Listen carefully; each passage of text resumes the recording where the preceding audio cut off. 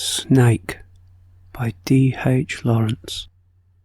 A snake came to my water trough on a hot, hot day, and I in pyjamas for the heat, to drink there. In the deep, strange scented shade of the great dark carob tree, I came down the steps with my pitcher, and must wait, must stand and wait, for there he was at the trough before me.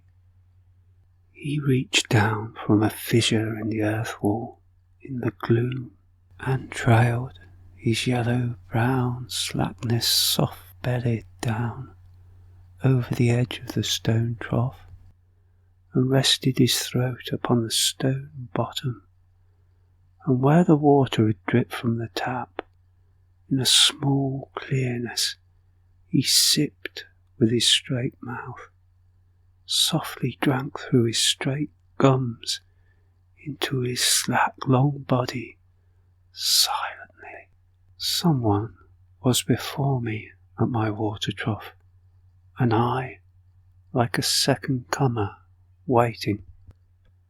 He lifted his head from his drinking, as cattle do, and looked at me vaguely, as drinking cattle do, and flickered his two-forked tongue from his lips, and mused a moment, and stooped and drank a little more, being earth-brown, earth-golden, from the burning bowels of the earth, on the day of Sicilian July, with Etna smoking.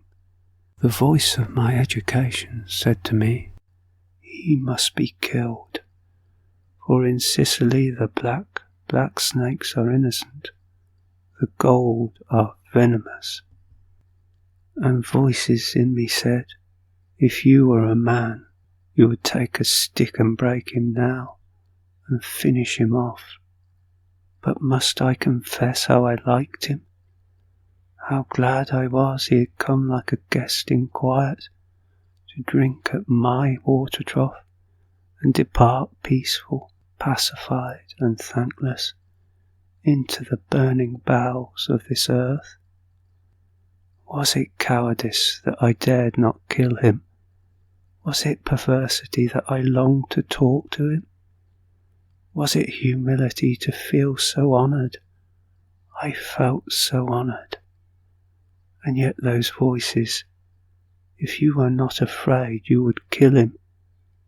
And truly, I was afraid.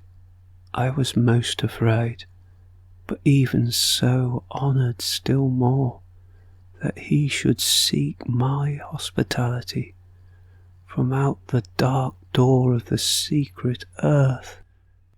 He drank enough, and lifted his head, dreamily, as one who has drunken, and flickered his tongue like a forked knight on the air, so black, seeming to lick his lips, and looked around like a god, unseeing into the air, and slowly turned his head, and slowly, very slowly, as if thrice a dream, proceeded to draw his slow length curving round, and climb again the broken bank of my wall face.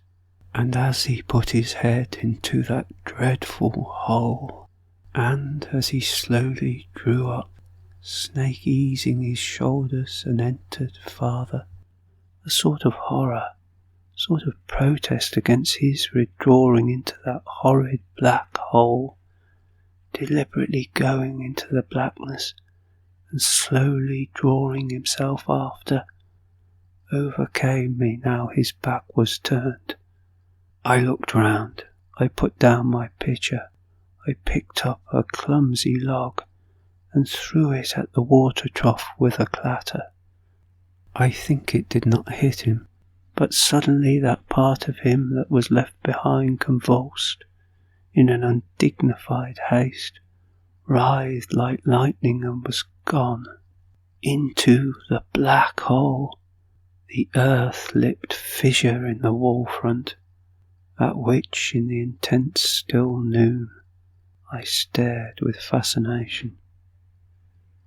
And immediately I regretted it.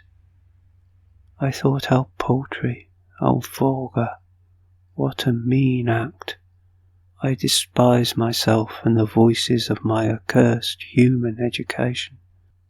And I thought of the albatross, and I wished he would come back, my snake, for he seemed to me again like a king in exile, uncrowned in the underworld, now due to be crowned again.